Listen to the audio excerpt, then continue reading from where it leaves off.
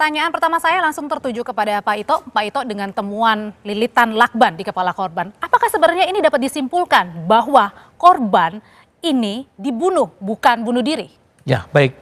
Yang pertama ya Mbak, bahwa korban ini memiliki satu kedekatan dengan saya. Kebetulan saya pernah menjadi duta besar di Myanmar. Yang bersangkutan ini pernah 3 tahun bertugas di Myanmar. Jadi saya sudah menanyakan latar belakang hubungan yang bersangkutan dengan teman-temannya ya yang di sana. Kemudian terkait dengan masalah kematian penyebab. Kalau kematian dalam satu ilmu di kepolisian itu kan ada 2, mati wajar atau tidak wajar. Tidak wajar ini ada yang karena bunuh diri atau dibunuh. Nah, kalau kita melihat dililit kepalanya itu sudah jelas masuk dalam kematian tidak wajar ya. Sehingga di sini yang harus dibuktikan kenapa yang bersangkutan itu ada lilitan di kepalanya. Artinya menutup kemungkinan bahwa korban ini bunuh diri. Bisa bunuh diri. Nah, ini kematian tidak wajar juga ada 2 tadi kan, Mbak. Bisa karena dibunuh, kemudian bisa juga karena bunuh diri. Nah, ini kalau dengan pembuktian forensik, tentunya mungkin nanti dari Pak Budi forensik ini misalnya diperiksa paru-parunya seperti orang tenggelam. Kan itu kan masalah pernapasan. Kalau dia waktu dililit itu sudah meninggal, berarti 100% pembunuhan. Tetapi kalau waktu itu dililit dia masih hidup, bisa dia dibunuh, bisa bunuh diri. Nah, di sini harus didalami dengan bukti-bukti yang lainnya, dengan misalnya dari CCTV, kemudian dari HP dan lain sebagainya. Nah, saya kira kalau saya pribadi terlalu dini kalau kita mengatakan ini bunuh diri atau dibunuh. Nah, kan sekarang dari Polda Metro Jaya sudah melakukan pendalaman dengan menggunakan scientific crime investigation. Saya kira kita tunggu saja hasilnya nanti dari. Oke, tapi ada anggapan kalau lakbannya ini temuannya ini rapi, Pak Ito. Ya, nah itu kan salah satu nanti yang akan disimpulkan oleh penyidik. Kan apakah orang itu bisa melakukan melakban kepalanya sendiri secara rapih, sementara dia kan harus mengambil napas. Jadi itu nanti pun akan jadi temuan apakah dari hasil pemeriksaan. Berarti tanda tanya ya itu termasuk? Ya, itu yang saya bertanya sesuai pengalaman saya agak meragukan ya kalau misalnya ke arah pembunuh diri ya. Nah, tapi tentunya ini semuanya tergantung dari hasil forensik nanti. Demikian, Mbak. Oke, Mas Reza, memang dari selama ini Anda menjadi sekolah forensik, temuannya memang ada. Kalau seseorang ini ingin mengakhiri hidupnya, ini ia memilih dengan cara melakban sendiri kepalanya. Kemungkinan yang Mbak ajak saya berdiskusi justru terkait dengan bunuh diri ya? Menutup kemungkinan-kemungkinan yang lain. Menurut Mas Reza sendiri? Karena begini, saya menambahkan saja apa yang tadi sudah disampaikan oleh Pak Ito terkait dengan kematian wajar dan tidak wajar. Kalau kematian tidak wajar tadi beliau katakan ada yang berupa kecelakaan, ada yang berupa bunuh diri dan ada yang berupa pembunuhan. Saya tambahkan sedikit, menurut saya juga ada satu tipe lain yaitu kecelakaan. Nah, kalau kemudian kita fokus sebatas pada asumsi atau spekulasi tentang bunuh diri, pertanyaannya adakah orang yang bunuh diri dengan cara menyumbat kepalanya, menutup kepala sedemikian rupa? Yang persis 100% seperti itu saya belum pernah dengar. Tetapi bahwa ada orang yang mengakhiri hidupnya dengan cara memakai plastik yang intinya adalah menyumbat pasokan oksigen, itu sudah banyak. Jadi, ringkas cerita, apakah ada kemungkinan seseorang mengakhiri hidupnya dengan cara menyumbat saluran pernapasan sedemikian rupa? Saya jawab ya. Agar mudah untuk di-googling, saya berikan ilustrasi nyata itu ya.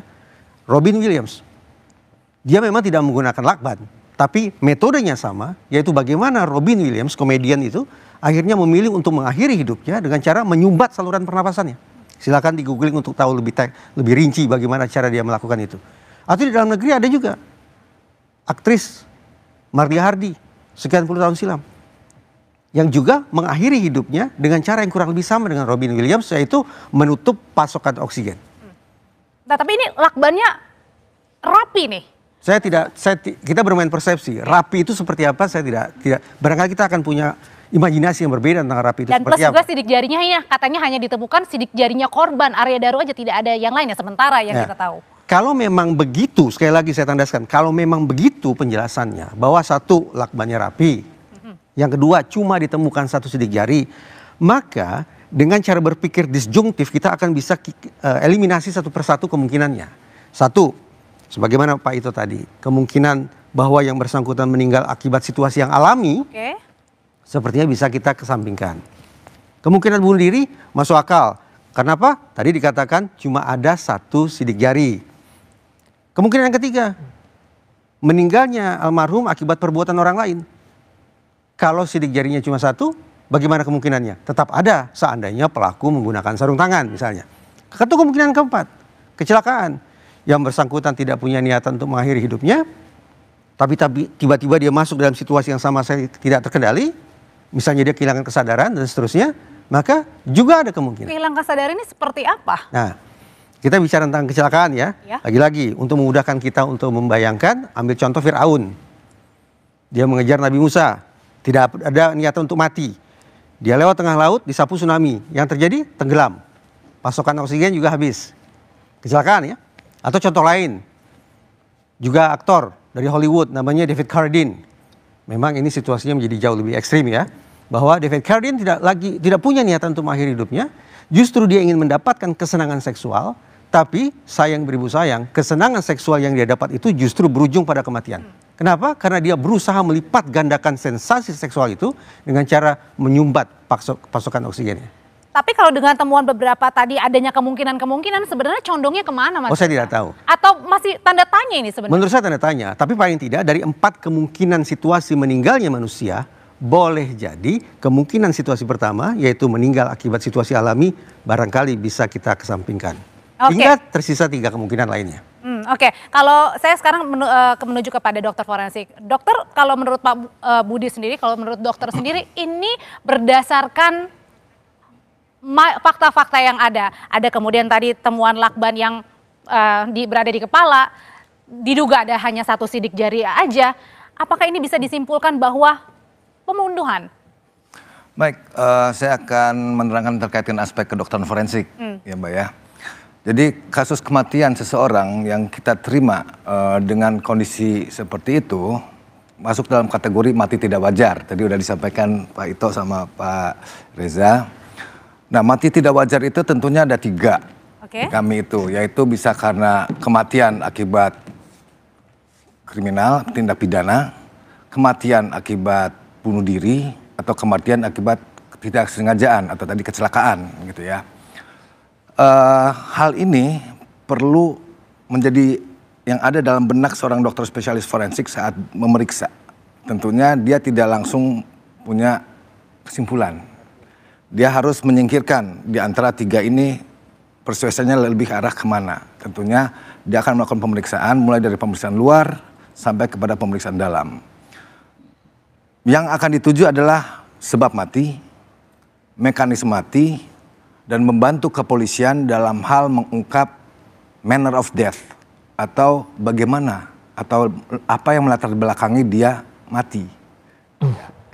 Nah, tentunya pengetahuan ini ada pada dokter spesialis forensik.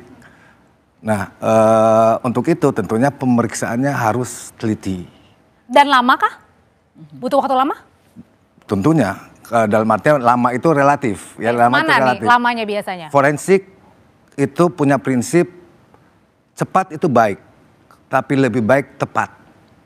Ya, jadi waktu itu mengikuti ketepatan, bukan kecepatannya. Tapi jangan sampai kita salah atau setidaknya tidak ilmiah.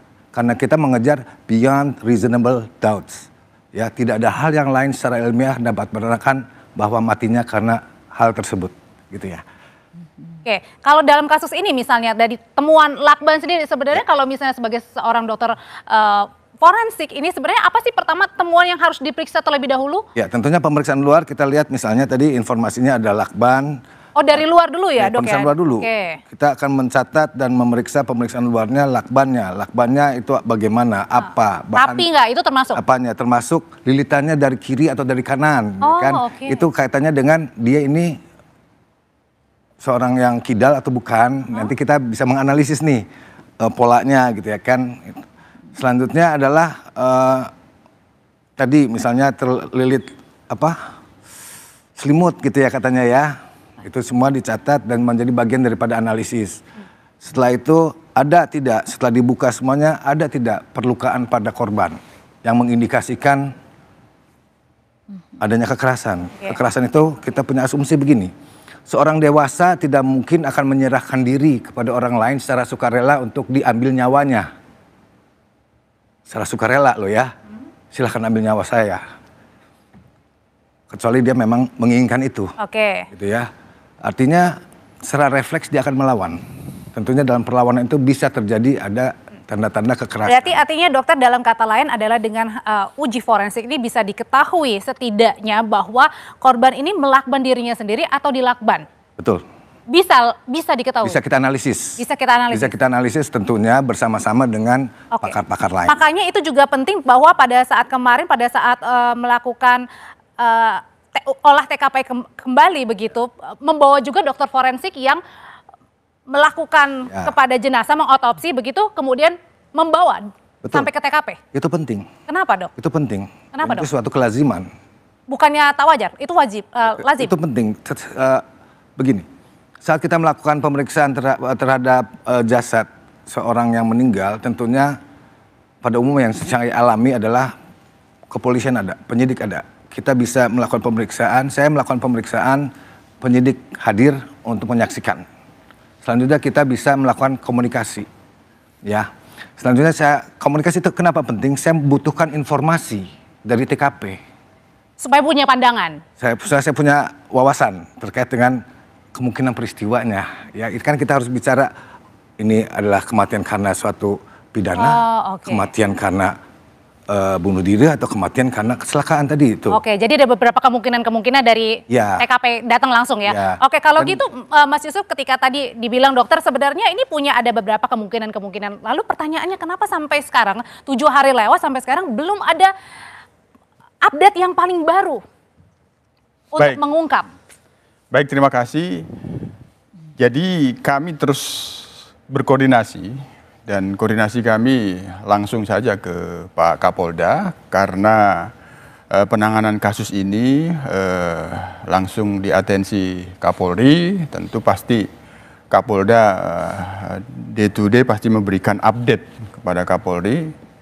Sejauh yang kami lakukan koordinasi dan pemantauan terakhir pada hari ini meyakinkan kepada Kompolnas bahwa penyelidikan ini masih terus berjalan. Beberapa informasi yang bisa kami sampaikan, fakta-fakta yang didapatkan dari olah TKP sudah 3 kali, sudah ada. Sudah 3 kali sudah olah 3 kali. Yang kita dapatkan informasi apakah tadi ada olah TKP lagi, itu yang harus kita update lagi. Hanya yang kedua, hanya yang saya sendiri dalam posisi ketika ada korban sebenarnya sering menyarankan bahwa meskipun TKP itu adalah kewenangan penyidik, untuk melakukan olah TKP, tapi ketika ada korban itu, apabila penguatannya itu ada pada scientific crime investigation, maka yang menentukan apa sebenarnya yang terjadi di dalam korban adalah dokter forensik, kedokteran kepolisian. Nah, sehingga kita bisa mendapatkan fakta yang orisinal. Ketika ditemukan ada korban meninggal dunia, maka fakta yang paling penting penyebab kematian. Nah, penyebab kematian ini di dalam pantauan kasus diplomat kita ini tentu harus bisa dijelaskan secara saintifik oleh ahlinya, oleh dokter forensik. Nah, sejauh koordinasi yang terakhir kami dapat pada hari ini, itu masih terus dilakukan. Artinya hasil forensik belum juga, atau hasil otopsi ya maksud saya, ini juga belum diketahui sampai sekarang? Hasil otopsinya masih terus berjalan, dan itu diyakinkan kepada Kompolnas bahwa Kapolda akan merilis langsung, dan memang sekali lagi karena pendekatannya adalah scientific crime investigation, kita sendiri juga menyarankan agar itu benar-benar cermat dan teliti, tidak terburu-buru persoalan penyebab kematian itu, dan bagaimana fakta-fakta di TKP juga harus bisa menerangkan apakah ini meninggal karena sebab bunuh diri atau dibunuh atau karena yang lain. Tentu sekali lagi fakta dalam tubuh korban itu sangat prinsip dan fundamental untuk menjelaskan penyebab kematian itu. Inilah yang terus kita dorong sehingga pembuktian fakta-fakta yang dikumpulkan berdasarkan kedokteran forensik ini sangat vital. Oke. Vital dalam artian ini memang sangat hati-hati atau menunggu timing yang tepat. Tetaplah bersama kami saudara di Dua Arah.